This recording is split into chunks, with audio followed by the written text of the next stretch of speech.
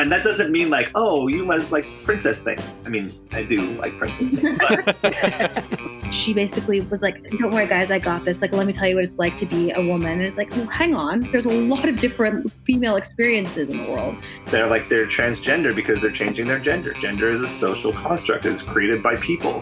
What's going on, everybody? Welcome to Social Discord, episode 11, part 2 of Whose Gender Is It Anyway? Perspectives from the Trans Community. As usual, I am your host, Dalen Turk. I'm Carrie Tebow. And I'm Curtis Medina. Now, before we head into this episode, we just want to cover some things that we talked about in the last one so we can get everyone's thoughts going, get everyone ready for this conversation that we're going to have today. So starting off with number 1, biological sex and gender are two different things. Although we associate them closely in our current culture, there is no natural law that says you must be a man if assigned male at birth. You remain biologically male, but your gender is based on what you feel and how you want to represent yourself as based on your society's gender norms. Yeah, and we say, assigned sex at birth. So, for example, AMAB, which is assigned male at birth, or AFAB, which is assigned female at birth, to describe the baby's sex organs assigned by a doctor, or, the chromosomes best associated with the sex. So we say this rather than saying someone was born male or female, or born a boy or girl. And it's done to kind of avoid giving someone dysphoria over constantly being told they were something at birth, but they've never felt that was true and they couldn't associate with it. It's definitely an incorrect assumption that somebody will want to be a man or a woman simply because they were assigned that way at birth. Transitioning is meant to correct a societal mistake in naming them, not to clash with religion or society. And next up, trans men and trans women. That's terminology that refers to the final destination of the transition and not where they started from, in case anyone out there is confused by that. It's really dangerous to constantly remind somebody that they were something assigned at birth, that they've transitioned away from, rather than just calling them by what they know they are. Some people don't like the term, however, saying trans women, trans men, because it does reveal that they have changed versus corrected something that was wrong to begin with. And some people go through sex transitions and some choose not to. Even more wish to, but can't afford it or are really just unsure about it. It is not required to have a physical surgery for a trans person to change their gender, i.e. man or woman. In some people's eyes, physical surgery can only change one's sex from male to female, having nothing to do with their gender feeling or expression, i.e. how they present themselves to the world.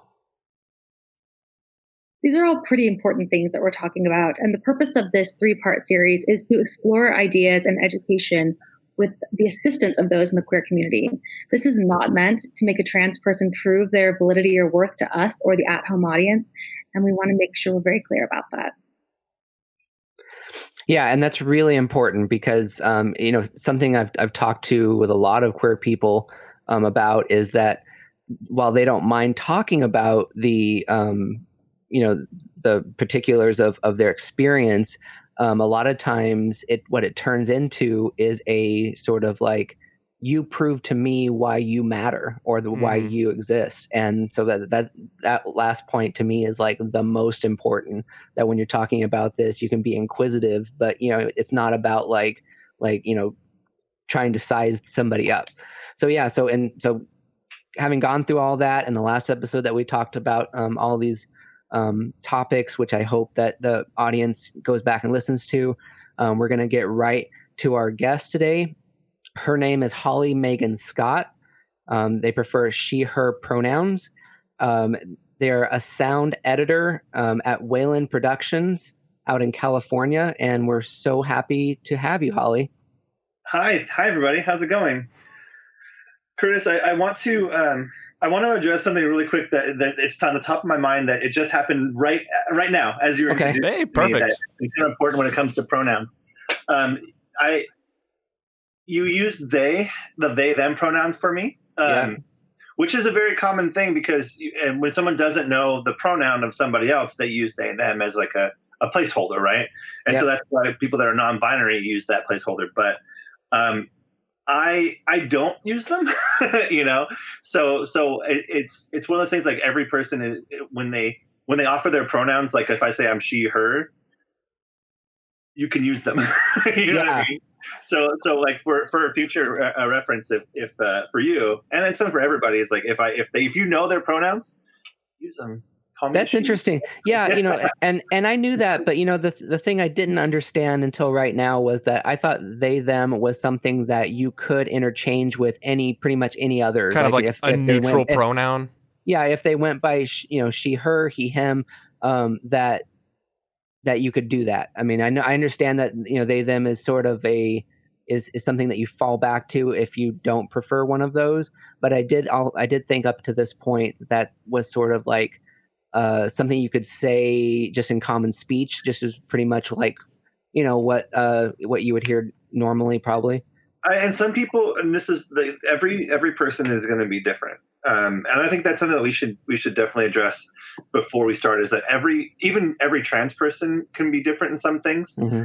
Some trans people really do like the use of they them, to the point where like they will actually address their pronouns as she, they, or he, they. I hadn't heard that. Yeah, and so that's like a split that you could use in terms of pronouns. Interesting. It gives you the okay to use either or. Some don't care. And they're like, call me whatever, just call me, Right. That's fine. But then those of us, because I consider myself a binary trans woman. So I am a woman, I am a female. So in my case, I don't really like the they them, because it's not my pronouns. It's not my personality, Mm-hmm. It's not the way I choose to be. Mm-hmm. So yeah, it's safe to do the they them if you're not sure. Because that shows that you're not assuming anything, which is great, and we love that. But as soon as it's always best to not interchange they them and try to use the pronouns that they prefer. Gotcha. Yeah, and maybe that's a really good way to segue to why is it important? Somebody that's saying they've never heard of this before, and they're like, oh, that's a lot of trouble to go through. Why is it important for somebody to make sure that they use the correct pronouns? Because it's really just it's validating the person itself. It's accepting what they've said and go, okay, yes, I agree with this. I agree with that. You are valid, that you matter, and I respect what you wish. I respect your wishes. And it's just basically good. It's a good human nature skill to have, good communication to have, is by respecting someone when they say something, unless it's like completely like, that's terrible and you're a horrible human being. But something basic like that, like, it's easy to do, and it makes the conversation easier, it's funny, so. right before we started recording, and since I've been in Texas, I try to say, like, address everybody's like, hey, y'all, whatever. I'm a little y'all's great. Texas boy. But I say y'all all the time. I caught myself right before this, and when Kara joined on the call with us, I went to say, hey, guys. And then I was like, wait, like, why am I saying, hey, guys? And then I said, hey, so, it's even stuff like that. I've been trying to correct myself, because I'm like, well, like, hey, guys isn't this universal term that can just be used. So I caught myself there. I had a professor when I was, my AA is in public speaking. My associate's degree is public speaking. And my public speaking professor, she got on us for saying guys, because people younger people in college will say guys. And they're it's like, oh, hey, guys, such a crutch. And it is, because it's always been, in a binary world, it's always been kind of like that. Well, it's just kind of like the all purpose thing. Mm-hmm. But as soon as we would say guys, she would immediately repeat it back to us. So we're like, hey, you guys. And she goes, you guys, that made us aware that we were doing it. And there were people in the class, and this is before I came out, but there were people in the class that were out trans and non-binary people. And she was doing it not just for the benefit of them, but just for the benefit of everyone in the class, learning that it's not great to do that. Yeah.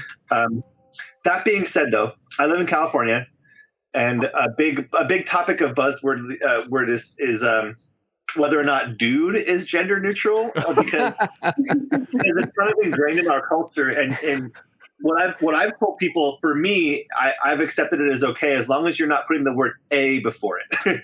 Like, if you're calling me dude, it's like, okay, you're saying dude because you're from California. But if you're calling me a dude, then we have a problem. Right. So that changes the context of the word.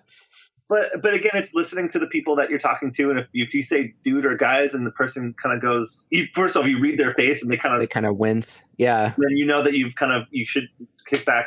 Or if they come up and tell you, which sometimes they will, like, hey, I really don't like it when you use guys. Please try not to. Then that's you're out. Your respective, like, okay, this is my chance to fix it, and thank you for telling me. And just thank them and go, okay. Don't make a big deal about it. Never make a big deal about making a mistake, because that just points it out even more. I have had people that have accidentally called me he, and then they'll realize they do it, and they'll make like a dramatic case, like, oh my God, I can't believe I called you a man. I know that you're trans. And I'm like, look at all the people that are looking at you right now. That if you were just like, oh, sorry, she, and moved on, it would have been nothing, and nothing happened. So yeah, if you make a mistake, y'all, yeah. Just don't make a big case out of it. Just fix it and move on. No big deal. So cool. Gotcha. Something that I was talking to with a friend of mine was, this idea of like when you meet somebody you don't know what their pronouns are. Yeah. You might not even know that they're trans or that they're queer, or any of those, those things. How much do you actually need to know about that person in order to engage with them and in sort of a basic respectful conversation? And it seems like a lot of people, they don't know how far to go in normal conversation with asking somebody about their personal life and choices and just, or even who they are. Can you talk about that at all? About like if, for somebody out there who, let's say they think that they've never met a trans person, or maybe even never met a queer person, how much do you actually need to know to be respectful without going too far? And what questions have you gotten that are too far for somebody who, you're just in a basic conversation with, that you'd like to tell people not to say? Sure. I guess the good rule of thumb is, if there's something that you would not ask a fellow cis person, don't ask it to a trans person. Like, Curtis, you wouldn't walk up to Dalen and go, hey, what's in your pants? You wouldn't do that, because it doesn't make sense. But yet people that walk up to me, I've been asked that personally, like, hey, have you had the surgery yet? I'm like, that's none of your business. Wow. Like, it's just not, like, it's really not. I get that you're fascinated, and I love that you care about me to the point that you want to know, but that's just something that if I don't offer that information, you don't need to know it. The base level thing you want to know is just, it's okay to ask someone for their pronouns, by the way. Like, if you're not sure, you can just be like, hey, what's your pronouns? I want to get it right. Mm-hmm. And I'll go, oh, she, her, thanks for asking. Even you notice too, on like social media, you see people under, their profile picture, like on Instagram, it'll say, he, she in parentheses, or, she, whatever. And so people are being a little bit more like outspoken of like, hey, this is like, here's how I consider myself. I think I want to normalize it, right? Like, it's not weird to ask someone their pronouns. Like, let's make it a little bit more normal, so we can make everyone else feel a little bit more comfortable in this world. Yeah, I love that. Like, one of my favorite things is people that I know are cisgender, because I've known them forever, are using their pronouns on their profiles, because it makes it easier for me to put my pronouns on there and not just be immediately outed as a trans person. Right. Not that I hide being trans. I love being trans. I think it's wonderful, but there are some times where being trans is dangerous, and you kind of have to, be wary of who you're talking to sometimes, or what situation you're in, which is sad, and hopefully that goes away, but it's still the truth in this country and certainly the world. And so any little bit from a person that's not trans that helps it easier for normalize my existence is wonderful. And they're very simple to do. Like, if you walk up to me and ask me, hey, what's your pronouns? She, her. Cool. Now I know that I prefer to be she. So I am a female. So I know how to interact with me as a female, and that doesn't mean like, oh, you like princess things. I do like princess things, but like, I know plenty of trans people that are like, yeah, I'm on my way to like watching the baseball game, and we're going to crack over some beers. And because gender norms are made up, and like you don't have to necessarily treat somebody differently based off of that. You shouldn't.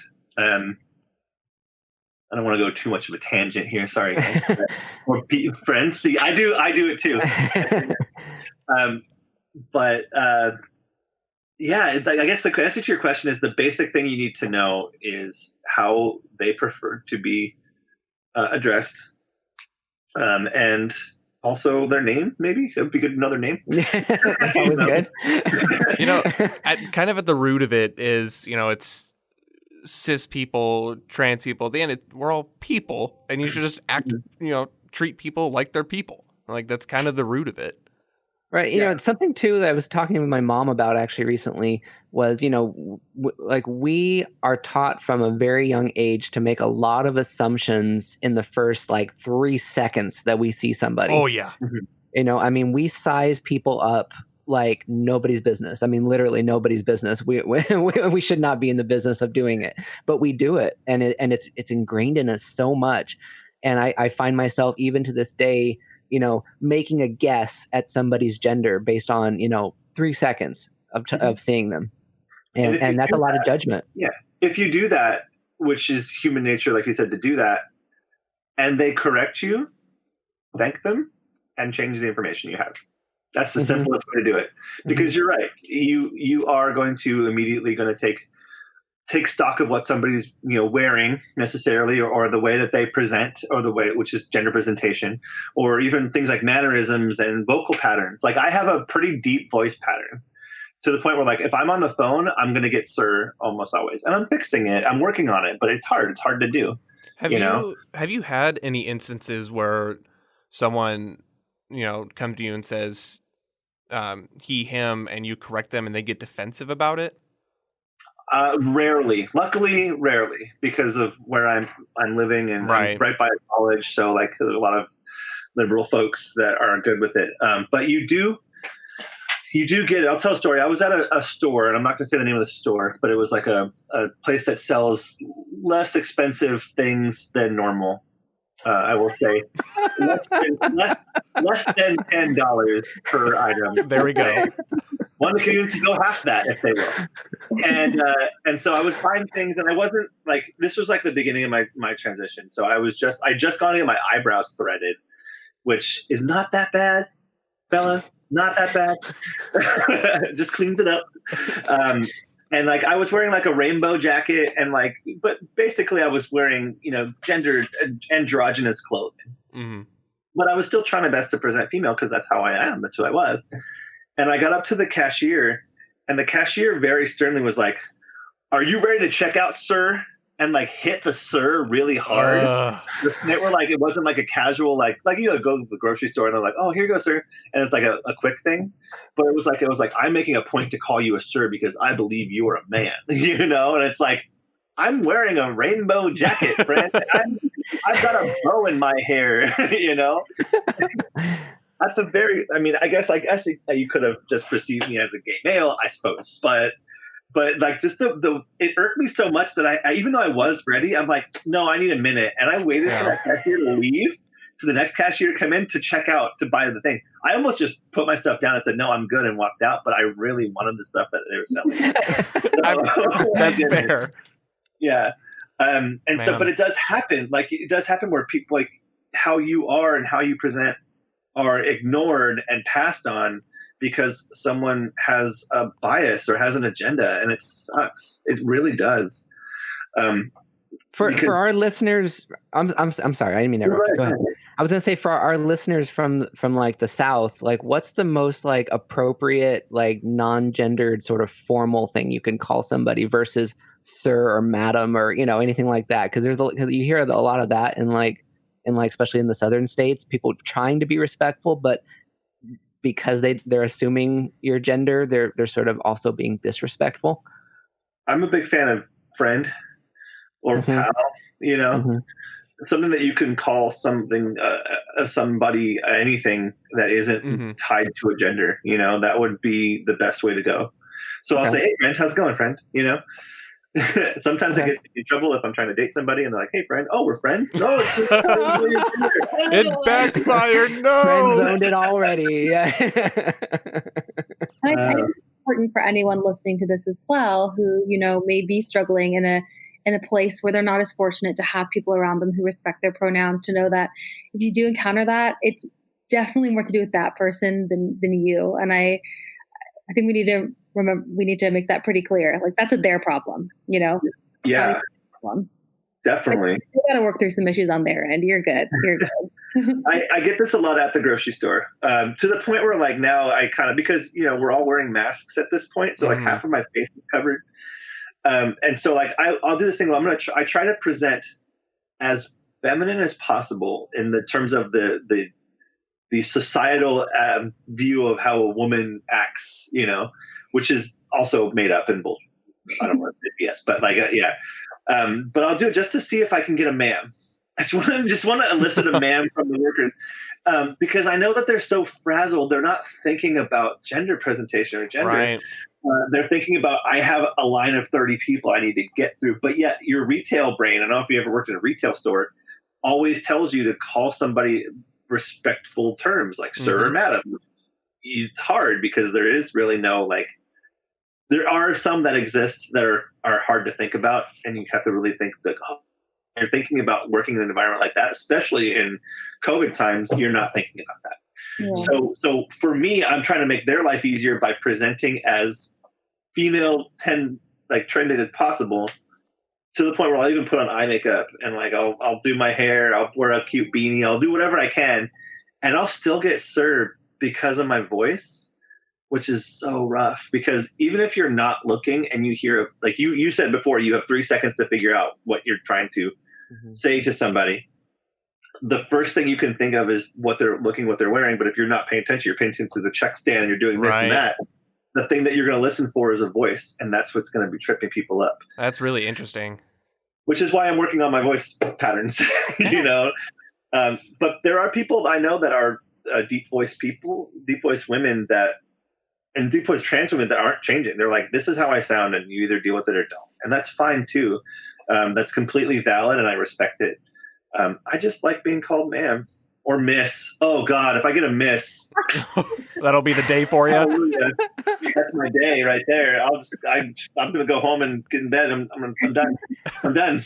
I'm out. All right. I'm almost 40, so. Before we get further into the conversation, why don't we hit up one of our main topics of today's episode? Okay. So, and this is something that I don't really know a lot about, just because I'm not a big Harry Potter person, which kind of gives away the topic. But Curtis, why don't you go into it? JK Rowling and the idea of third wave feminism. So JK Rowling said a very controversial thing, which isn't unusual because JK Rowling, she says a lot of controversial things, but usually there's something they're considered to be, you know, more, say, on the liberal side, more anti-Trump, things like that. That's usually what controversy she gets in. In this case, she actually said something controversial that would upset a lot of liberal people, and it was basically that she was questioning whether trans women should be equally included in feminism movements with her, quote, biological women, meaning people who are assigned female at birth. The controversy arose when she tweeted an article on June 6th. I believe that was of 2019. Actually, I don't remember what the year was. I think so. But excuse me? I think it was COVID times. I think it was this year. It just felt like 5 years ago. Oh, was it really 2020? Oh my goodness. 2020. Yeah. Oh, okay. Yeah. So recently, very recently. There's so much happening in the world right now.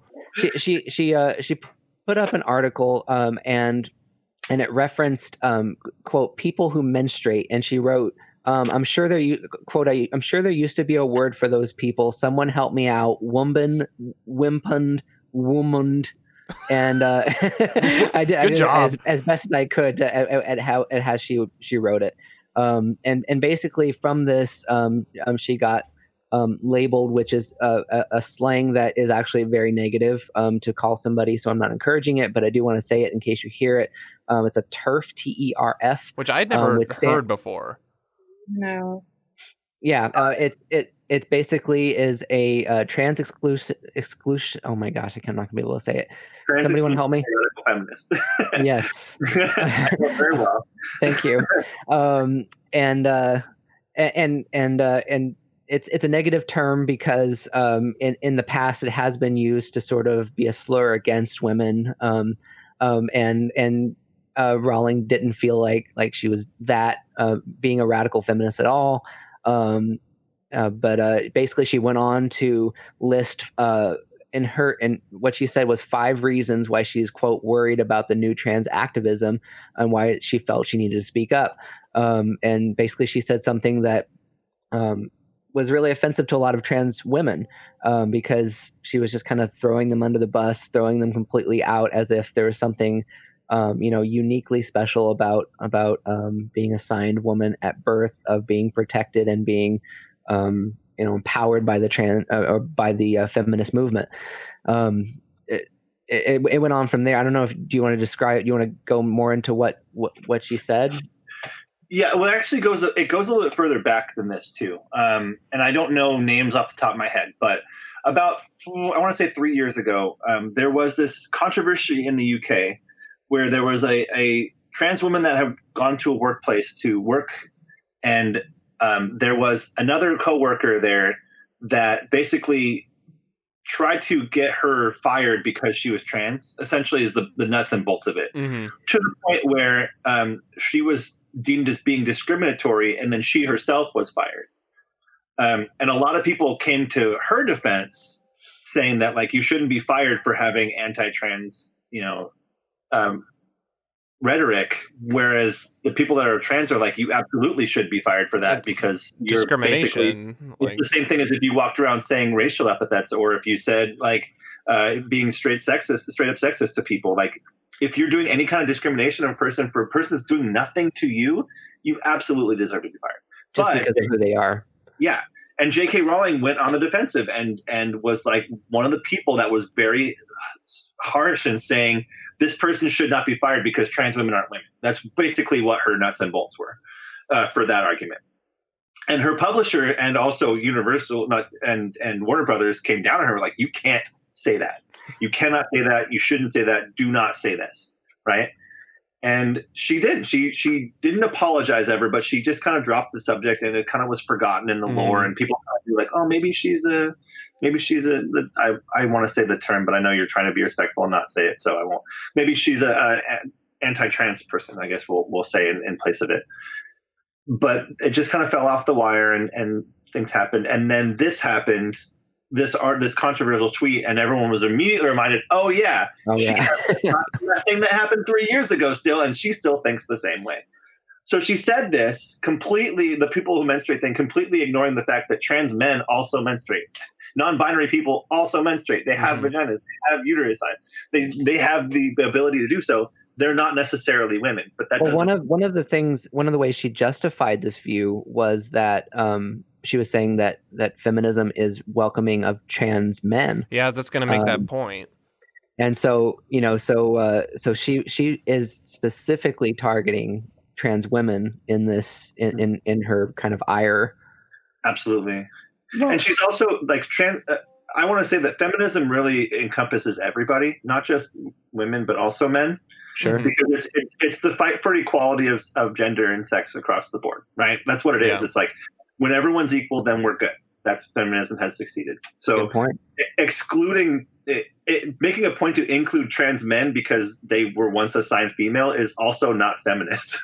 You're also splitting the board at that point. But the thing that really got me was that she had the opportunity to scale it back and make an apology and go, look, she did the whole thing of like, well, I have some trans friends, so I can say this, right? That's the thing that gets me. And then she not only didn't do it, but then doubled down with it and put this giant essay full of stuff that is disproven, first of all, blatantly wrong. And some of it was like lies, like it was slander.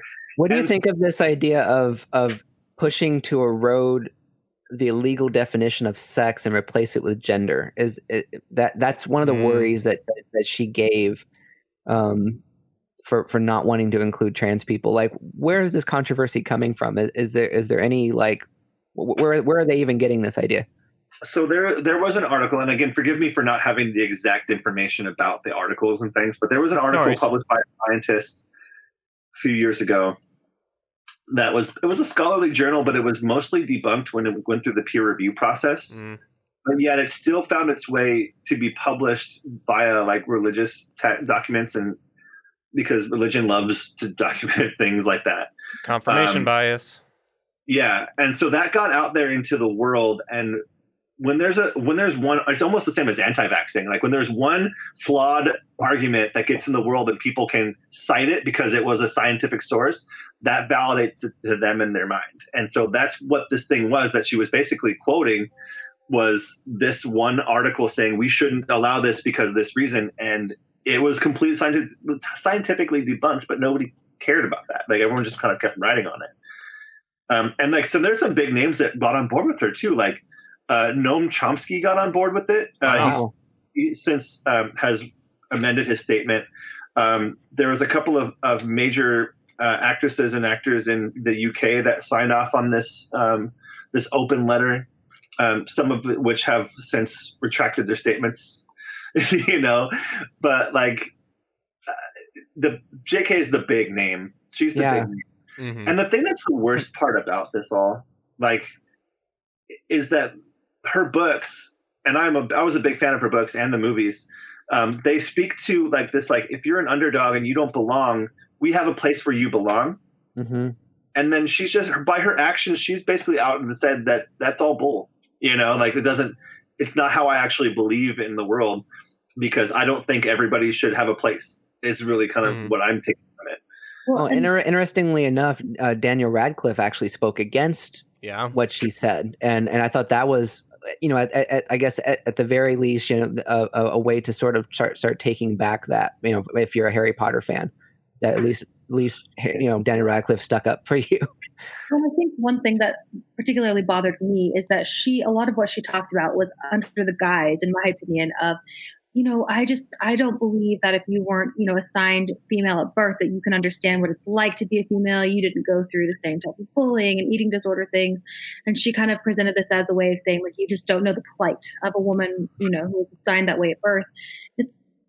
I think it's ironic because you know, she was trying to make this argument that she was speaking for the inclusivity of women. Like these are female challenges. Yeah, but you're leaving, like you're speaking to what every single woman's life experience is, and that's not fair either. Like she basically was like, "Don't worry, guys, I got this. Like, let me tell you what it's like to be a woman." And it's like, well, hang on, there's a lot of different female experiences in the world, so please don't, you know, kind of use the guise of feminism to do that. I think that was really frustrating for a lot of people.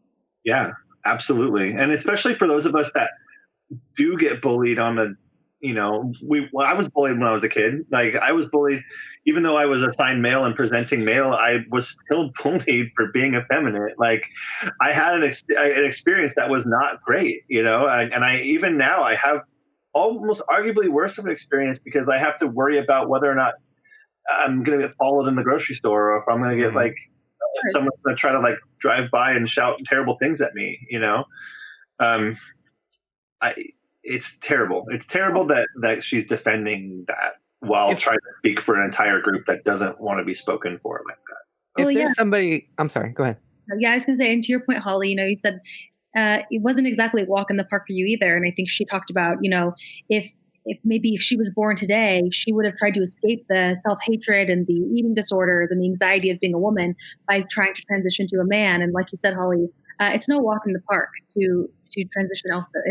There's a lot of anxiety that goes on with that too. So I'm not sure that's necessarily the escapist mentality she's trying to present. Well, and even in saying that, like, oh, well, if I was born 30 years later, I probably would have transitioned to, you know, get away from these, you know, female struggles. It's like, well, that's also kind of making it seem like, it's simple. I'll just do this. Like, it's just a decision. It's like, it's not just, it's your life. It's you. It's not bad. Like I have sure that I believe it's really important for us to talk about too, that, you know, being like one day waking up and like, you know what, I think it actually sounds really hip and fun to like, you know, to be a woman instead of a man. It's like, I'm sorry, this is not exactly an easy path for a lot of individuals to take. Mm-hmm. And so you need to kind of get away from this whole, it's a fad. Nobody chooses to have to walk a very anxiety ridden and lonely sometimes, and maybe expensive and confusing path. That's not a fun choice to make, I would imagine. Holly, you let me know if I'm wrong on that, but no, you're 100% right. There's actually a term for it, which I want everyone to know and then immediately disavow. And it's called transgender. And I hate it. Wow. I hate it because it's not, what I'm doing is not easy. Like, I have to take pills every day for the rest of my life. Mm-hmm. Period. Like, this is something I have to do. As soon as we're done here, I'm going over an electrolysis appointment to remove the hairs from my face so that I can wear makeup and not have a 5 o'clock shadow. I have to do that. I'll probably be doing that for the next 15 to 20 years to get them all. Like these are not things. And that's not even talking about the surgical aspects, like facial feminization surgery or gender reassignment surgery or anything like that, which are hard and take a toll on your body. You know, they're not the easiest things, but we do it because mentally it makes us feel correct. We feel right. I feel right being a woman. Right. That's how I'm supposed to be, you know, and like the alternatives are a lot darker and I don't want to go down those paths. So if it means taking a pill every day, cool. I got my Hydro Flask. It takes me 30 seconds. I pop them in and then I'm gone. I'm out for my day. For somebody that's out there that is questioning, say that, I mean, it might be a teenager or something like that, or whatever age, you know, what would you explain as sort of like, at least in your experience, was the difference between, you know, simply being assigned male and feminine and actually like, no, it's not just that, I'm a woman. Like what was the sort of like realization you had, and maybe even like what age were you when you had that? There are expectations that are put on somebody in their gender roles, basically, that a feminine man is still expected by society to do things masculinely and have male traits. And for some, it's actually perfectly okay and valid to just be a feminine man. That's fine. That's totally great. But for me, that wasn't enough, because there were experiences that I was missing out on that I wanted to be part of, that were female experiences. You know, like I wanted to be able to go into like a clothing store and buy a dress and then wear it and then be fine with wearing it. And like, I wanted to be able to be in female friendships. Female friendships are different than male friendships in that, like, there's never any expectation of anything more than just caring for someone and being really close to someone. And that's just non-existent in male friendships sometimes, although it should be. If you're a feminist, you believe it is. But like being thought of and treated as a woman made me feel better on my day to day, made me feel correct. And I think I always knew that. I mean, probably from the age of 15 years old, I knew that was the path that I would eventually want to take. But I didn't actually act on it until I was 37, you know, turning 38, because I was also afraid that, like, if I came out, I would lose everything because society thought I was, you know, weird, you know, or like my family would disavow me. Like, I came up with the name Holly Megan Scott, which is not my legal name, by the way, but it's my stage name.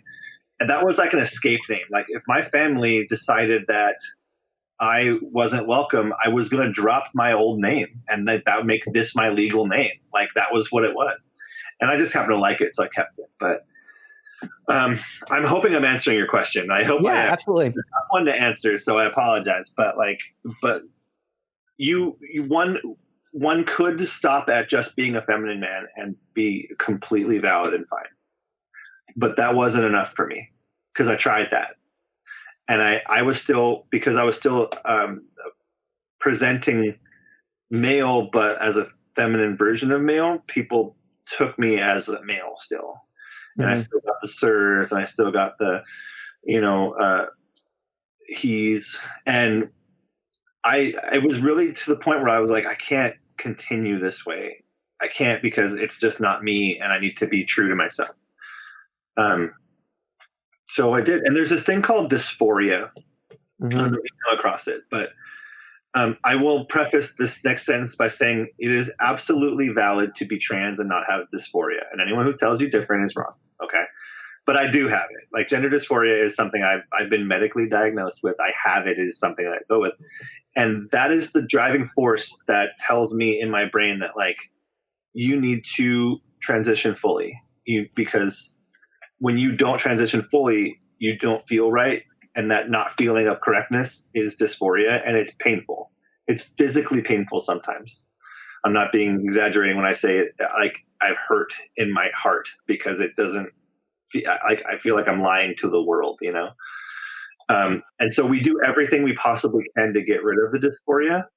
I will tell you that hormone therapy definitely helps. But there's a point where you have to go beyond that. And that's when you get into the surgeries. And that's when you get into things like that. Because it's all about trying to alleviate this feeling of, like, I don't belong, I'm not correct. So, so it's basically telling your truth. Is the more you feel like you're telling your truth, the better you feel about going down your path. Right. And I'm not hurting anybody by doing it. That's the other thing too, is that, like, if I was doing something that was actually hurting somebody, I probably wouldn't do it because I don't want to hurt anybody else. But transitioning to my true gender affects no one but me, really. Like, so my family might be sad about it, you know, but they have started to, like, even come on board and be great about it. But, like, ultimately it's only there to benefit me in my life so that I can feel happy and then turn around and benefit other people in their lives. Wow. I don't know if you've dealt with this a lot, but are you working with any health insurance, or does health insurance kind of cover some of the the medicine you take, or where have we come as a society in terms of coverage on that? So I'm with Kaiser, and Kaiser, and this is not an ad for Kaiser, but, like, you know, I'm not being paid. In fact, I'm paying them a lot. But they do a good job. There's a thing called the W path, which is the world. I'm terrible with acronyms. Hold on. It's standards of care for transgender health. Essentially, it's like the guidelines that, like, the World Health Organization has said, if you're trans, follow these guidelines. Okay. And Kaiser has said, okay, we believe in this document, so we're going to follow it. And so anything that's in the W path, the Kaiser coverage covers. So that includes hormone therapy, that includes electrolysis, that includes facial feminization surgery, eventually it'll include gender reassignment surgery, all of these things. And also on top of that, it includes mental health, which is great. I get to be a counselor if I want to, which I do and I love. All of these things are part of their process because they feel like for their member to be healthy mentally and physically, they need these things. Not every insurance follows the W path. Not every insurance even follows transgender health at all. I mean, there's some that just, like, don't. They're like, well, we'll help you for anything that's like a medical thing, but for this we won't. And that's kind of sad. Planned Parenthood, which often gets lambasted in the media as a place where people go to get abortions. So much more than that. And if shout out Planned Parenthood. Yeah, if you are one of the people listening to this podcast and you think Planned Parenthood is just the abortion, first of all, most Planned Parenthoods don't even do abortion. But also, like, it is so important for women's health in general, and that includes trans women and trans men too. Like, that's a place where people can go to get hormones when they don't have insurance and not have to pay thousands of dollars, or worse, go to another country to get it where it's not as regulated. That's because a lot of people do that. A lot of people will go across the border to, like, Mexico, and they'll go to a place. I've done it, you know, where you can get the hormones for cheap. Because they're not as regulated, but they might be laced with other things that you don't know about because they're not regulated. Not saying that it all is, but it can be.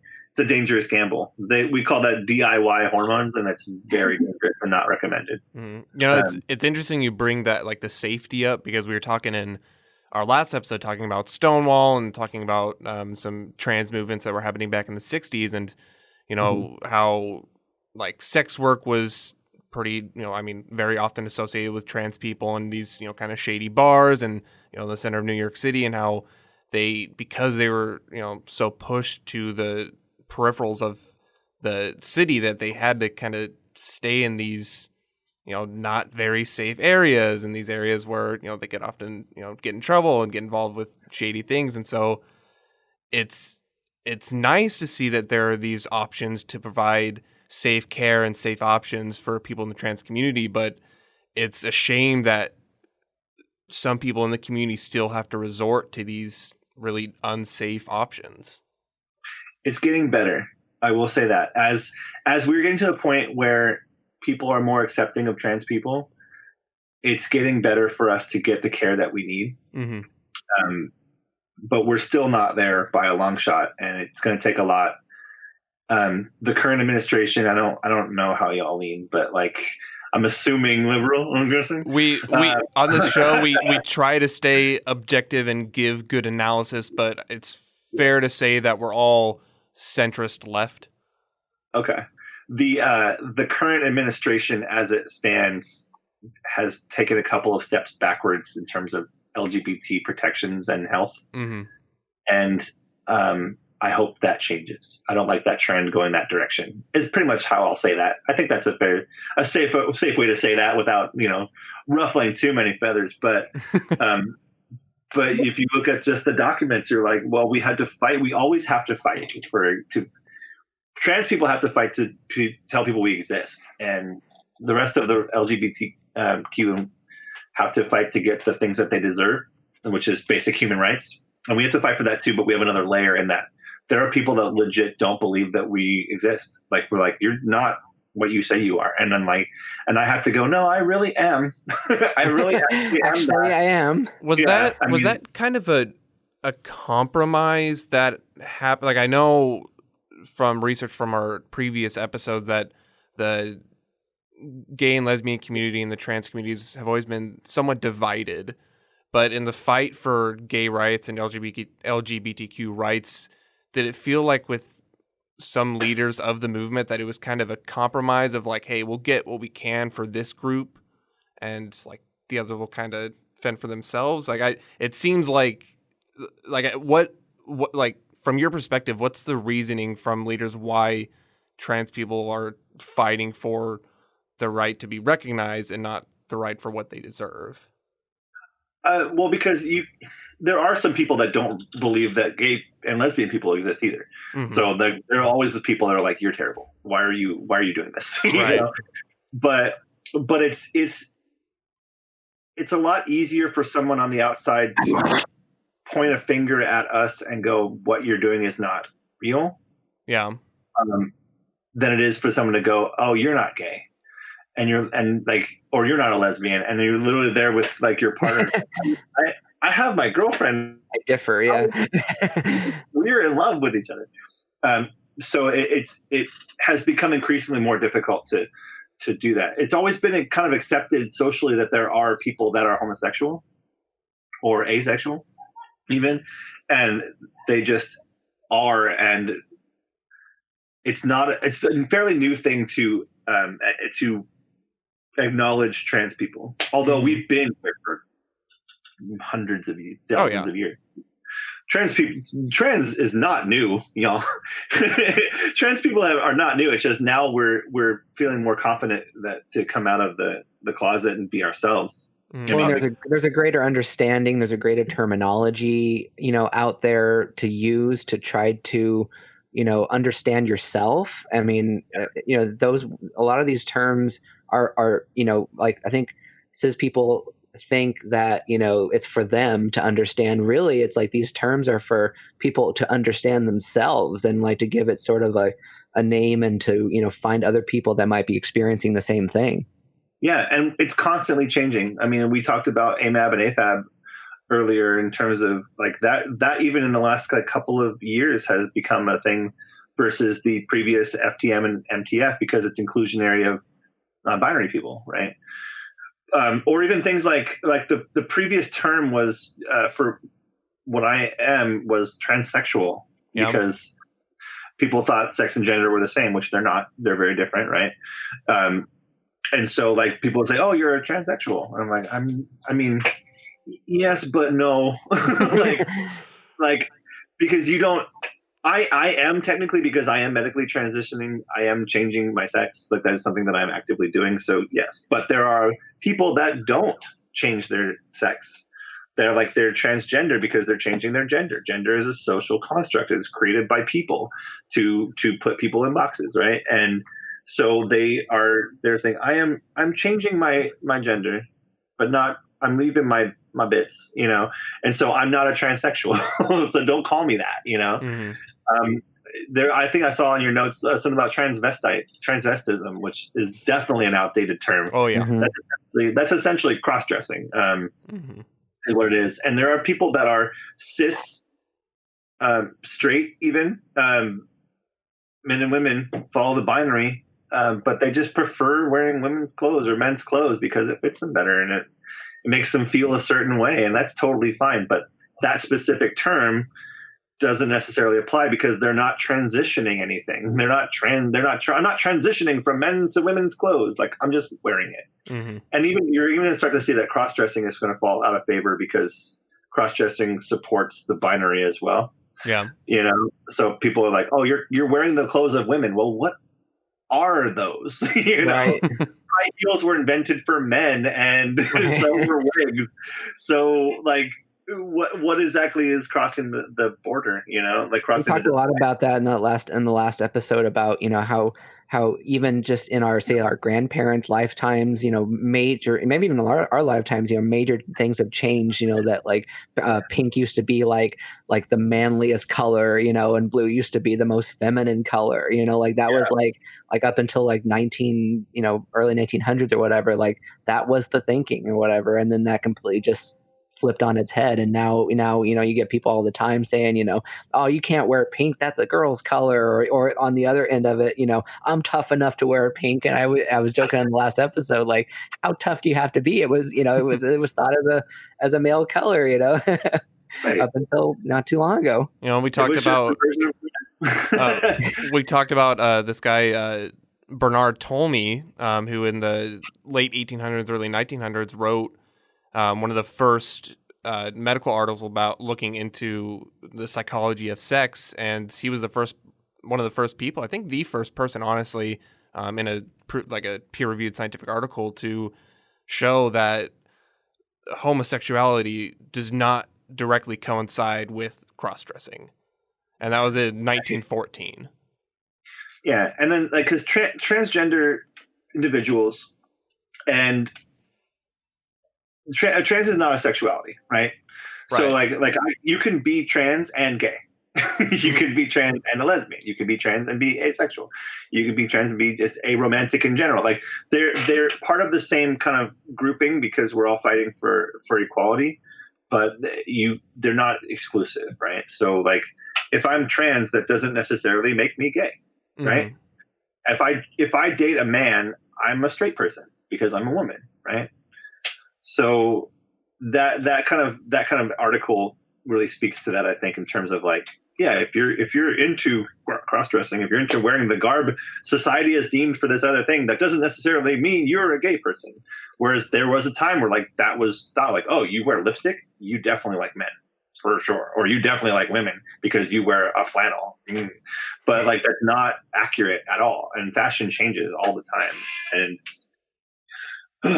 okay. I don't know if you guys watch Queer Eye, but JVN, love JVN, and I think he's been really important too. If you guys know him, he oftentimes wears, whatever he wants, always looks amazing, dresses, skirts, heels, whatever, and people are constantly like, oh, are you trans? Are you this and this? Like, why is it like wearing a skirt? Like, it's comfy. Like, who cares? It's important, and I think we are starting to normalize that a little bit more. Like, who cares if you want to wear a skirt or pants? Like, The scary thing here is that there are people that do care, and they're the people that are dangerous because they're the ones that are going to go, I don't like the fact that you're wearing a skirt, so I'm going to just take you and beat you up. Mm-hmm. And they do that, and then they get away with it. And you're always got your head on a swivel. Like you always have to kind of go, am I safe here? No, but I'm not stopping here.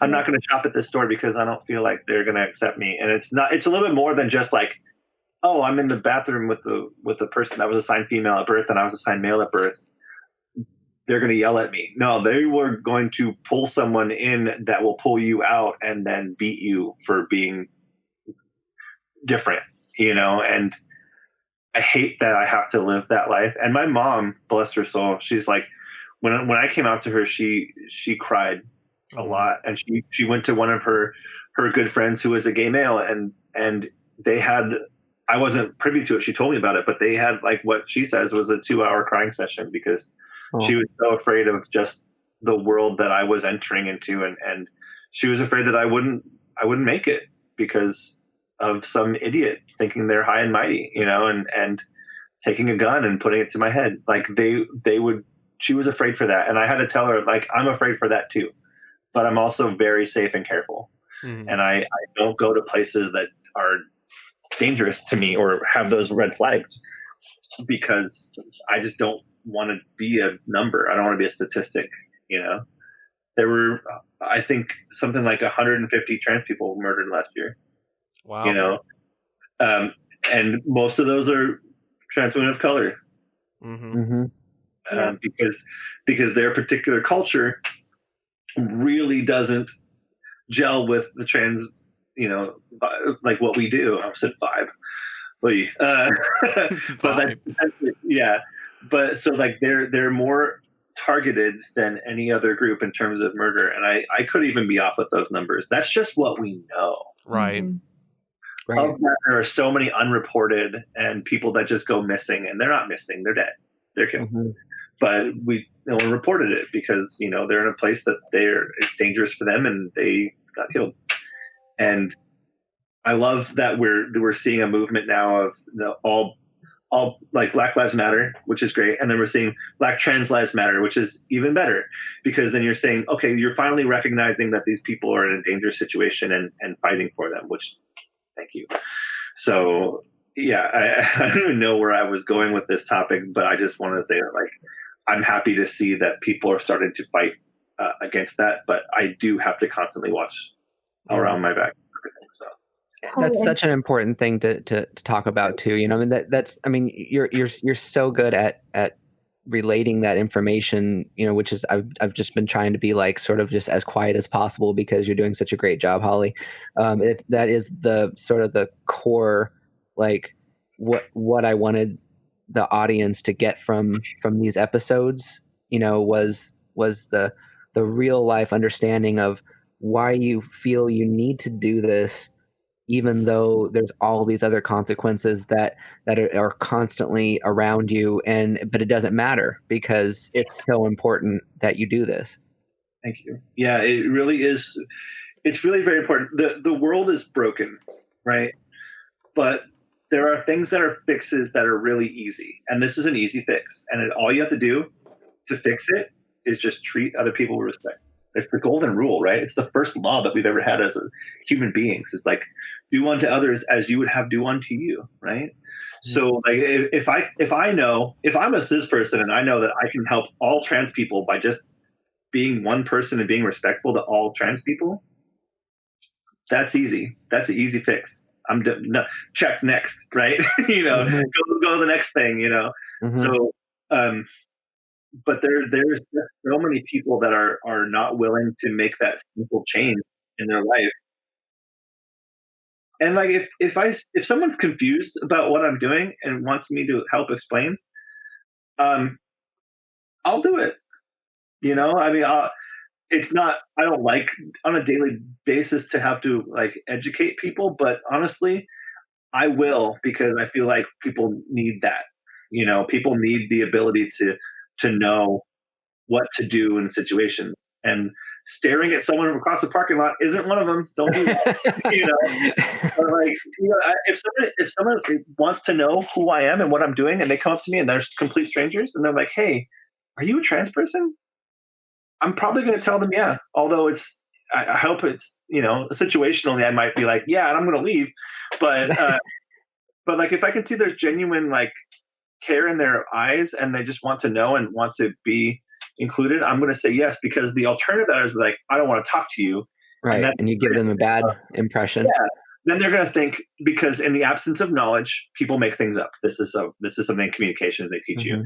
And so if I don't give them the information, they're just gonna be like, well, they didn't tell me, so I'm going to choose to believe this. And since no one's telling me different, I must be right. And then then you get people like JK Rowling who are like, well, I must be right because no one's telling me different. So I'm going to keep going, and I'm going to keep going because I have a name. And then people are going to be like, oh, well, luckily the majority of people have been like, JK Rowling is a jerk. You know? She's been terrible to these very nice people who are just trying to be themselves. And so you're seeing these like we're taking it back to JK Rowling. You're seeing this like boycott of Harry Potter, which I myself did. Like I was about 3 weeks away from getting a Gryffindor tattoo, and I mean it. And I've scrapped that idea entirely. I've gotten rid of all Harry Potter memorabilia that I'm not selling, because honestly, if I can sell it, I'll make a buck on it. Whatever, if it's expensive, because I spent a lot of expensive stuff. Anything that's got a line on it, I tell people it's Lannister because, you know, cool.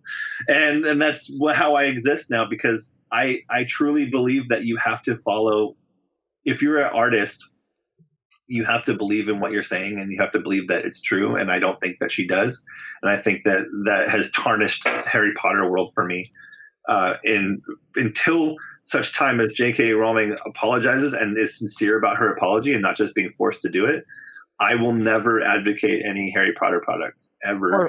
Or truly understands too, you know, like, you know, for me, it's not just about an apology. I mean, that's something, but truly like going through a period of you know, re-examining, I guess, the issue, and really like trying to understand why J.K. Rowling is wrong, you know, like that's more important to me. Did y'all hear about the baseball commentator in Kansas City a couple weeks ago? Yes, I didn't. So yeah. And I can't remember his name. Do you remember his name, Holly? I want to say Ferguson. But I could be wrong. I could be thinking Ferguson from Saturday Night Live, so I could be wrong. He was a Cincinnati Reds broadcaster. Yeah, and so he was, you know, commenting on the game, and he didn't realize that his mic was still hot. And you can, and I'm going to use a slur just to give the correct context. Tom Brenneman. Yes. So he didn't realize the mic was hot, and he was talking about Kansas City, and he said something along the lines of how Kansas City is the fag capital of the country. Oh, I hate that word so much. And I, you know, I know you're quoting it, but I hate that word so much. And it's a terrible word. And, you know, people question, well, isn't queer you know, derogatory term as well? It used to be, but it's changed. Fag, however, has not. And so immediately, like, and this is live on broadcast during the baseball game, immediately goes into this apology of, I'm a man of faith, and this is not who I am, no. and he goes into his apology a little bit. I know, you know, this is not who I am. This does not represent me. I want to apologize. Right away, so starts his apology. A batter hits a home run. He calls the home run in the middle of his apology, goes back to the apology, and says, not even immediately to the queer community, he says, I want to apologize to my bosses. I want to apologize to my coworkers. I want to apologize to, you know, the company. And then at the very end, he says, I want to apologize to anybody I offended. I don't know if I'm going to be, you know, broadcasting the rest of this game. I don't know if I'm going to have these headsets on, but, you know, and I'm like, no, like, this is what you said. You're apologizing. And I feel like this is something that is just so common with people that, one, don't want to understand, don't put in the effort to understand, and just don't understand, is they're apologizing because they got caught. They're not apologizing because they, you know, of what they said. Yeah, because chances are good that that goes deeper than that. That's just the head of the iceberg, and everything else is below the surface, right? You know for a fact that that he's probably been saying that for years because he just casually said it, you know? And if you casually say something like that, that means you probably believe it. At work. Because there was another instance of that literally like a week after at a hockey game, I think it was, and I think the broadcaster, once again, it was like on like a hot mic, he used the N-word. And once it's like, if you're just gonna say that, if it's a Freudian slip, obviously you've been saying it before. Yeah. It doesn't come that easily to you unless you're comfortable saying those kinds of things. Right. I mean, I want to speak a little bit to the word queer. Yeah, if you could actually. Yeah, because it was predominantly used as a slur. Like, actually, at first, when it was first used in like Old English, it was meant anything different. Like, oh, I have a queer feeling about this today, you know. Mm-hmm. But people did take it to like mean like you are different from me and therefore bad. And so for a long time, that word kind of languished. But there's a group of people that are like, this is not the word that, just because it's used like that, this is not the word that it means. And we can very easily take this back and repurpose it.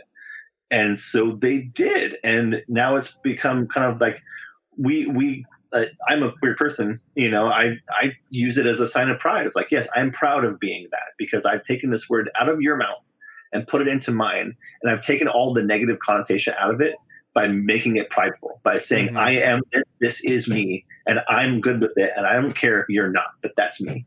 I've taken the weight out from it.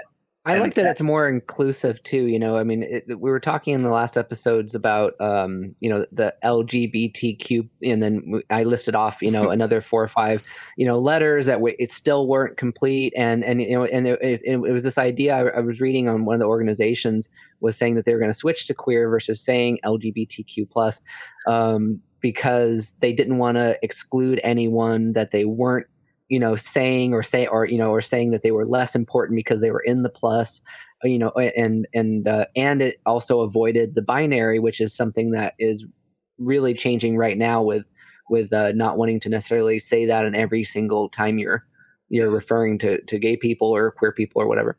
Yes, there are many ways to identify, and all of them are valid. I want to, for the listeners listening, however you identify, that's valid, and you're a valid person, and you should be proud of who you are and how you live. And also, this is important too, nothing is written in stone.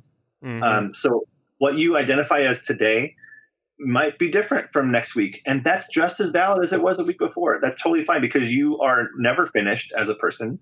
No one is complete. No one will learn everything they need to learn, and how you identify at the moment is your proper identification, and that will change probably. Some people won't.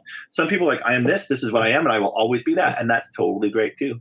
But you can't be afraid to be yourself. You just can't, because then you'll be living in fear the whole life, and that's not worth it. It's unfortunate too that so many of, you know, I guess specifically America's society is like the social norms are dictated through religion, and for some people through religion it is concrete.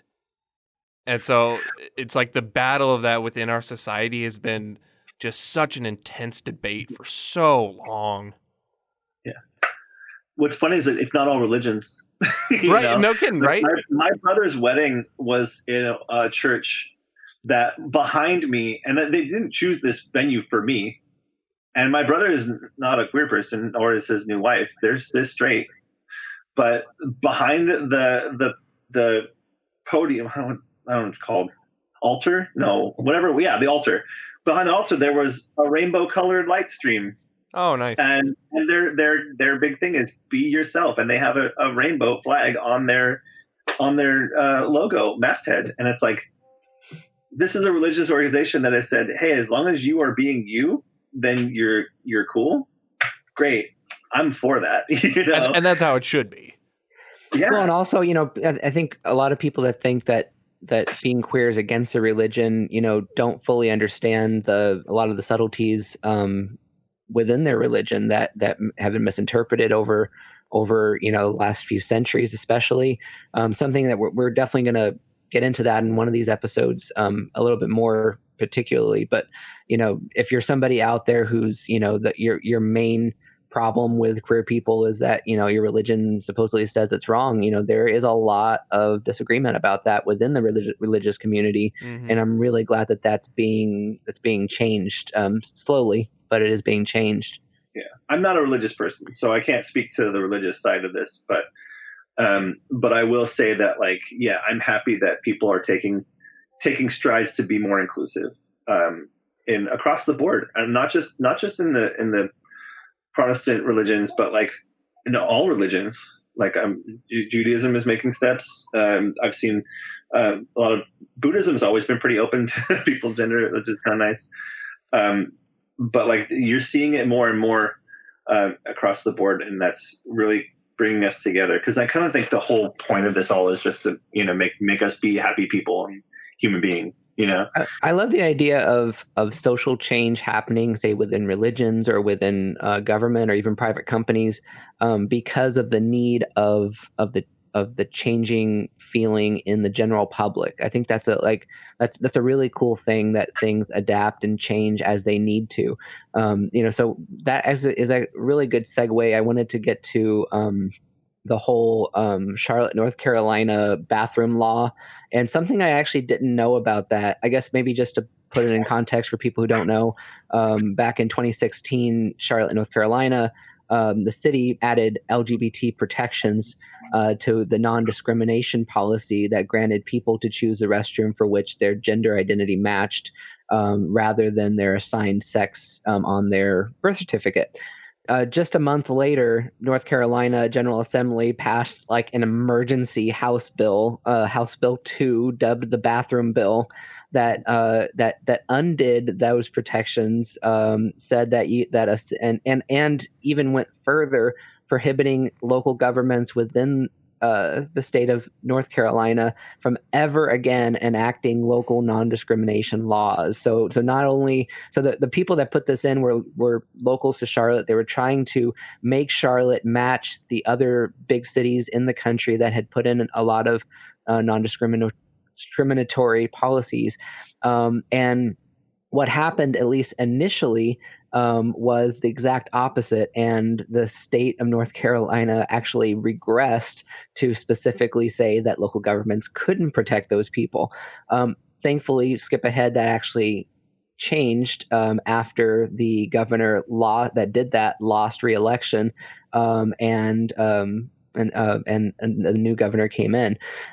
But getting back to the sort of the segue I was doing, like with what we were talking about before, the reason that the law got overturned eventually was because North Carolina started losing billions with a B of dollars from various different private companies that were pulling out of their events that were supposed to happen in North Carolina to go to a place that actually had more protections for queer people. And I just, this it's not exactly a settled, debate, or, there's really, the law didn't actually make it possible for people to choose their own restrooms, depending on their gender identity. But it did at least undo the mandate that local cities, couldn't keep making those laws. Yeah. Go ahead. I would say bathroom bills in general are all based on this flawed idea. And actually JK Rowling does talk about this in her manifesto, I guess we'll call it. Whereas like the goal is to keep people in their assigned sexual bathrooms, because if you let them go into another bathroom, they will do things that they shouldn't be doing to the people that are in there. Right. I've essentially afraid that if I let a person that was assigned male at birth go into a women's restroom, they're just going to go in there and rape all the women. That's really what it kind of boils down to, or they're going to assault all the women. Which there's flawed logic for two reasons. One, if I'm going to a bathroom, I'm going in there to go to the bathroom, and then I'm going to fix my makeup, and I'm going to get the heck out of there, because bathrooms smell, and I don't want to be in there, right? It's there for a purpose. But also the other flawed logic is, and I don't want to be crass, but I kind of will to make a point. There's no passcode lock on those bathroom doors, right? Like if someone's gonna be in a bathroom with the intention of assault or rape, regardless of how they're dressing, they're just going to go do it. And I think the better option for them would be to make laws that make sentencing for rape harsher, because then the penalty is stronger than I'm going to make this fake protection that isn't really lowering any numbers, and it's just inconveniencing a population of people specifically because I feel better because I did it. That's horrid. It makes absolutely no sense. There's nothing backing it scientifically. There's nothing backing it statistically. Also, it's just like, it doesn't make any sense for someone to go, I'm going to dress up like the opposite gender of what I am specifically so I can go into a room and assault someone. That doesn't happen. The majority of assaults happen by people that are not transgender. They're going to happen outside of the bathroom area. They're going to happen in terrible areas. And I'm not condoning those acts, but I'm also saying that it doesn't happen. There's no proof that it happens. It's just an idea of like, you're saying that this could happen in the future, so I'm making a terrible law specifically for this.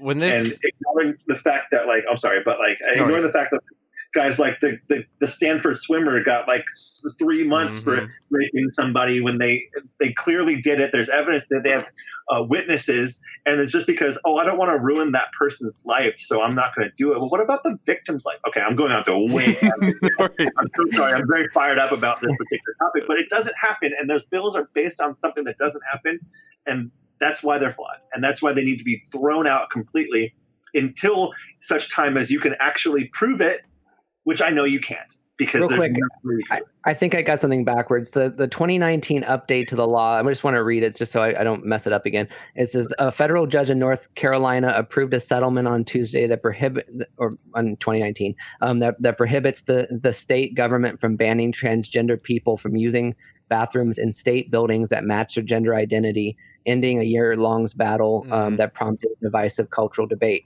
That settlement, proposed by civil rights groups and the new governor that won, I believe, Democrat, Roy Cooper, could also end a lawsuit challenging the constitutionality of 2 bathroom bills that thrust North Carolina into the epicenter of the nation's culture wars.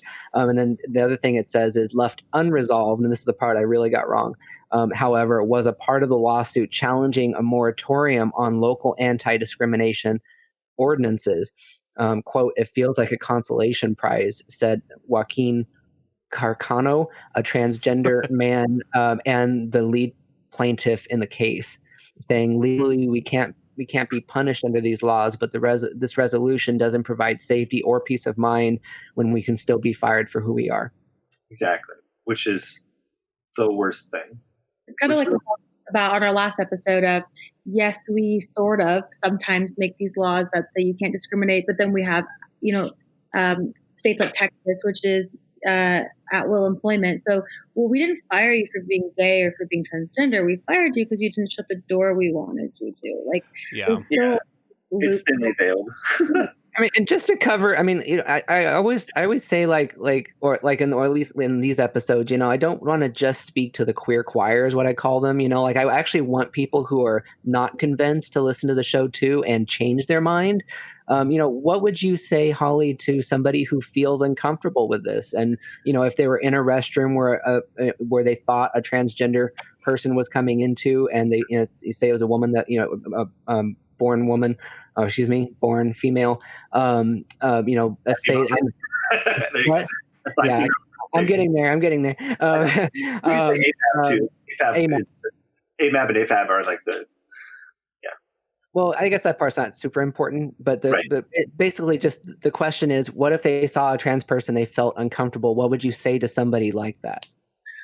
I would implore them to think of the alternative.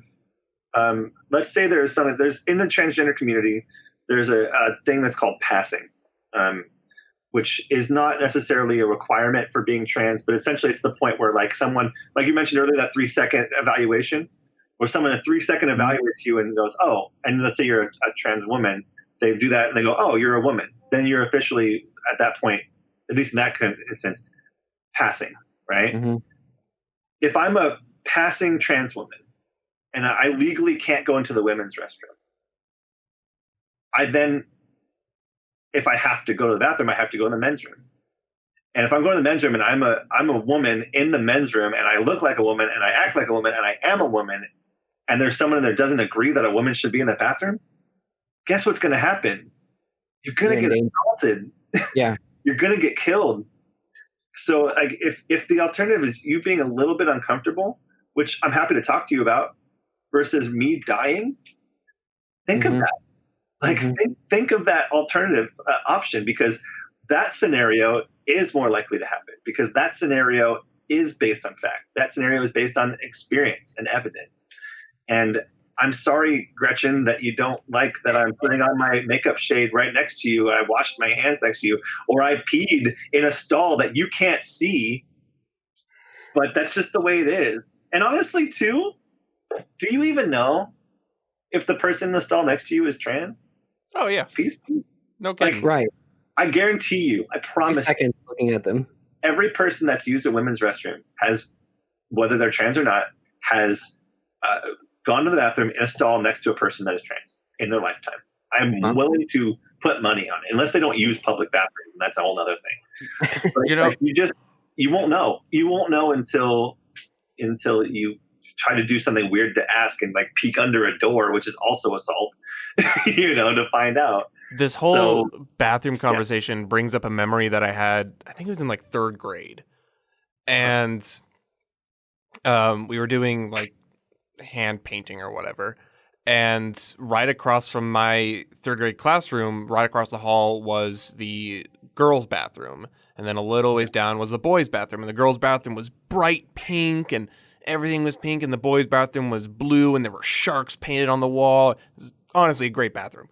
And it was very like they had these huge trough style urinals in the boys' bathroom and the girls' bathroom was so neat and clean and whatnot. And I remember my teacher was like, go wash your hands in the bathroom, and she didn't, like, we had to be quick or whatever. And she's like, go into the girls' bathroom. And I remember as a 3rd grader, I was like, well, that's the girls' bathroom. I can't go wash my hands in the girls' bathroom. And I made a fuss about it because I'm like, I'm a boy. Like, I go, I don't go in the girls' bathroom. And that, like, ultimately I went to the girls' bathroom and, washed my hands. Fine, right? And I turned out fine. Like, nothing, I didn't get cooties. But it was, we talk about how, like, it's just cemented into us, into society from a young age. And just talking about, this bathroom conversation brought back that memory that I hadn't thought about in a while.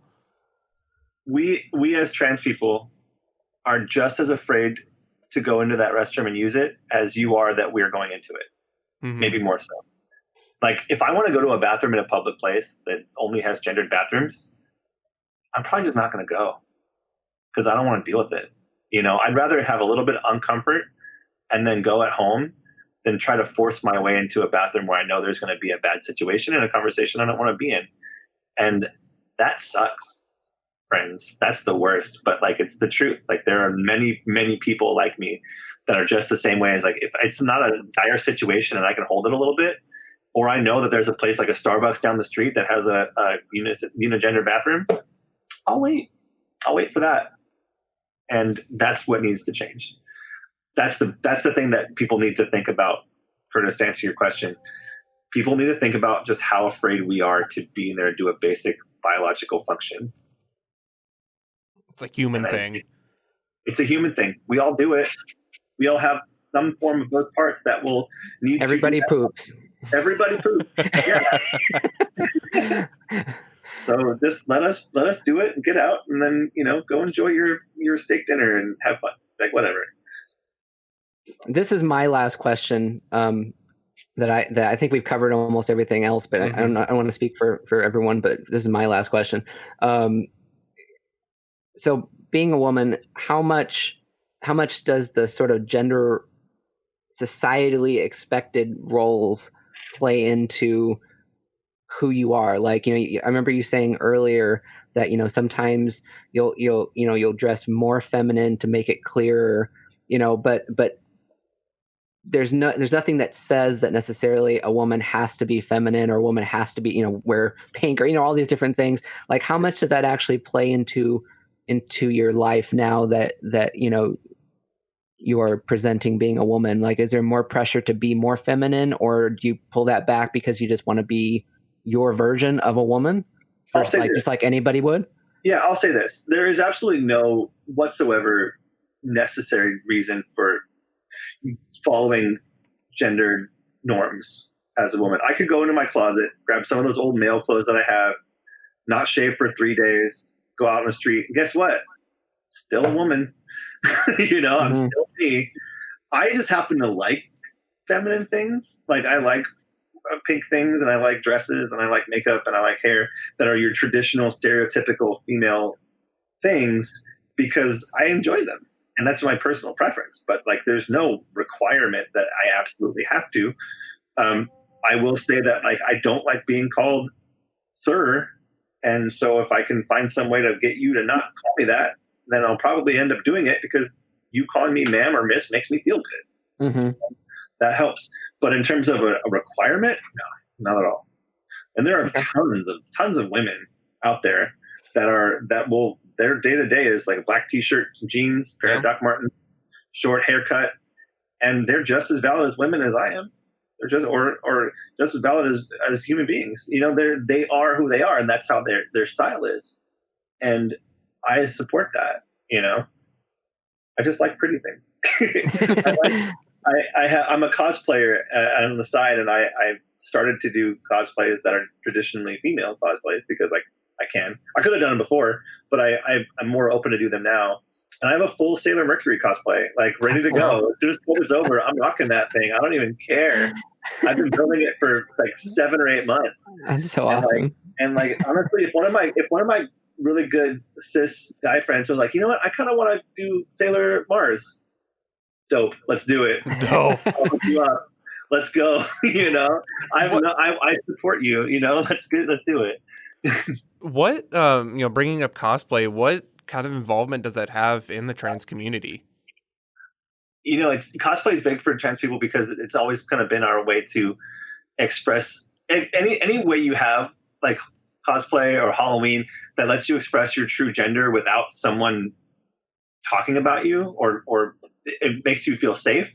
You're going to do it. Right. So like, even before I came out, like I did about 3 or 4 years ago, I did Ramona Flowers from Scott Pilgrim as a cosplay. Like I went to Long Beach Comic Con and I was there, and I was not out at that point or even really acknowledging it at that point, but I just kind of wanted to wear it, and it felt good. Like it felt awesome. And I wasn't alone, and there were lots of people around me that were doing the same exact thing. And you realize at that point that it's safe, and it's a safe activity where I can be myself. And then you hold on to that. A trans person's favorite holiday is Halloween. Like we love it, because I guarantee you, if you talk to a trans woman, I don't want to guarantee it, but like a large % of them are like, yeah, one Halloween I went as a girl. It's not a costume, but it just was, I get to do this, and you're not going to make fun of me, or you're not going to like beat me up about it. Cool, I'm going to do it.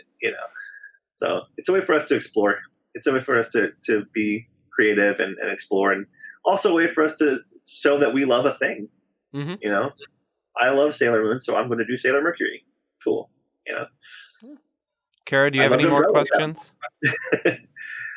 I guess I just want to know, Holly, what can the average layman do, and then what also just needs to happen in our country? And I know this is I'm making it simplistic, but what needs to happen to help make the trans community feel safe and comfortable? What can we do so that you don't have to look over your shoulder every time you're going outside? There's one thing you can definitely do, and I don't think I said it in this episode, but I really want to say it, is like, if you are a person that is not a trans person, but you support and you see something going down, step in, say something, be active. Don't let it pass, because you let it pass, you're casually condoning it. If you hear 2 people talking about a trans person and they're not there, and you're history, if you don't say something, you're complicit in that. It shows you believe it. So be the bolder person, be like, yo, that's not cool, guys. I'm seeing very California right now. I'm like, dude, that's not cool, bro. Dude. But make it a point to like make it normal to be trans, and also make it so it's like there's a stigma behind being anti-trans, where people feel bad about it, because that will change things quickly. If someone doesn't want to lose their social status, if they feel that, and they feel like, oh, I'm being an asshole to a trans person is going to make me lose face, they're going to stop doing it because they're only doing it. A lot of people are only doing it because they think it's going to make you look cool to other people, which is the bully mentality. It's terrible, but it happens. So step in there, say something. If you have trans friends, be friends with them, talk to them, like be supportive of what they're doing. I have so many great friends that have been my support. People that aren't trans, they're cis people, but they've treated me as I want to be treated, and I love them, and I feel so great that they are with me and in my corner, because I know that for every one jerk, there's 300 people are like, let's go. And that number keeps getting bigger and bigger and bigger. And so, Kara, to answer your question, the only thing that really you should do is stand up for somebody that wants to be who they are. Stand up for their truth and keep doing it. Wow.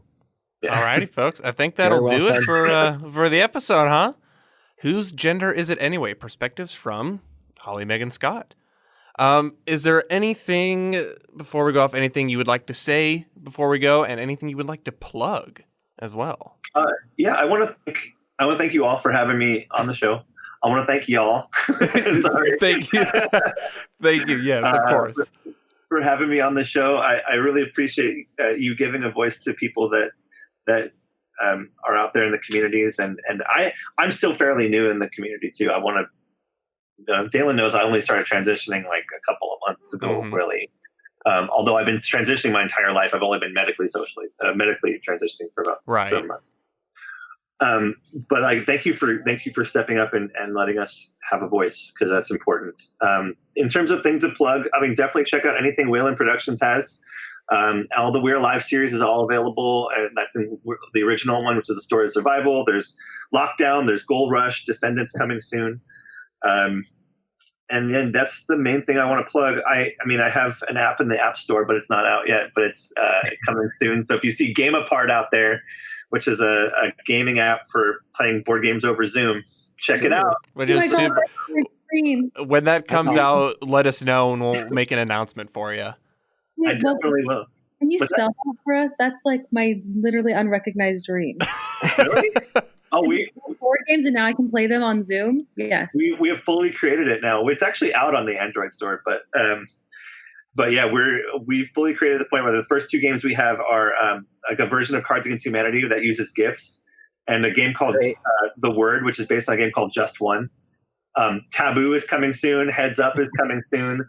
We were talking today about doing like an Uno type game, or like we're just trying to get all these party games out there. That's awesome.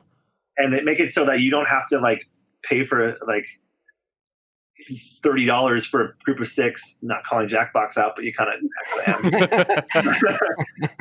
And have it be so laggy that you can't play it over with friends. Mm-hmm. We're just trying to make it better. So that's my other project that I work on weekly, and that's coming very soon. We're in the App Store getting approval right now. So that could, by the end of the week, hopefully we can have it. So gameapart.com if you want more information on that. Well, Holly, thanks for joining us. It was a wonderful conversation. You know, like you said, you haven't been part of the community outright for very long, but your knowledge was incredible.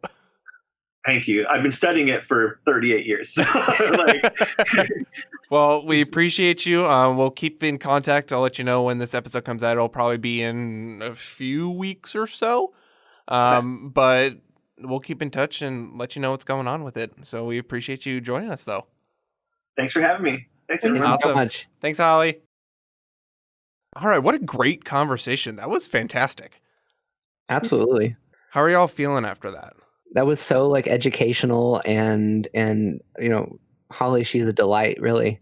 Oh, absolutely. And I know, you know, from time to time she would get a little fired up, and rightfully so. Like, it's a topic that is so important to so many people, and it really doesn't get properly talked about. No, and I think it's so great that she can do that now, because I feel like a lot of people, it's like, it is scary, and it is scary to speak out about it. So it's just so great to hear someone so empowered and just say that's such important representation. That will do it for today's episode. Whose gender is it anyway? Perspectives from Holly Megan Scott. Coming up, we will have a conversation with one of Curtis's friends, Zan, correct? Yeah. it's going to be an absolutely amazing conversation. We're going to continue talking about the trans movement and kind of where it's going from here. Zan is an activist, and we're really excited to have them. And then following our episodes on the trans movement, we're going to be continuing our conversation of whose gender is it anyways, and we're going to go further in episode 13 into gender expression and drag, actually, with another one of Curtis's friends, Storm, right? Yeah, that's right. So, yeah, that'll do it. If you all want to chat us up about any of this stuff, anything that we brought up that we should correct, anything you want us to talk about further, anything that interested you, you can shoot us an email at pwbnetwork@gmail.com. As always, check out the website at podcastwithoutborders.com. You can find us on Facebook and Instagram, both Podcasts Without Borders. Curtis, Kara, anything y'all want to plug before we go? Yeah, I wanted to make sure that I mentioned a couple of times the NOLA drag tours. That's a walking drag tour you can actually do of the city of New Orleans if you're there. And now that COVID has made that a little harder for the next few months, they also do a online version of it that you can learn about the queer movement, the trans movement, women of history, particularly important women to the New Orleans queer movement, and a lot of just history that you don't get in the official books, because a lot of it was kind of censored or written to make it seem like the queer people weren't that important. And so NOLA Drag Tours is undoing that, and it was incredibly engaging when I did the tour in person, and I highly recommend checking that out. NOLA Drag Tours. Awesome. Check it out, everybody. Kara, anything that you want to throw out to the world? Not today, but great episode, guys. Y'all. Yes. Yeah. And we will talk to y'all next time. Thanks, everybody. Bye. Bye-bye. Thank you for listening to Social Discord, part of the Podcast Without Borders network. You can get a hold of us by sending us an email at pwbnetwork@gmail.com. You can also check out our website at podcastwithoutborders.com. Thanks for listening.